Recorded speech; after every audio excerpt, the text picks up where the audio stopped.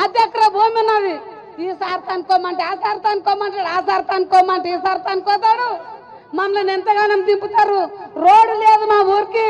ఏం పేరు నీ పేరు? నా పేరు దక్కన్ రత్నమ్మ. రత్నమ్మ. ఇప్పుడు తెచ్చుకున్నా 5,000 తెచ్చుకుంటే మాదిగాంగా ఉన్నమాట చెప్తా. 5,000 మాపి అయినాయి, మళ్ళా తెచ్చుకున్న లోన్. అబద్ధం ఎందుకు, నిజం చెప్తా. తెచ్చుకున్నావు. ఏం చేసి కాదు ఇప్పుడు మా ఊరికి బస్సు లేదు.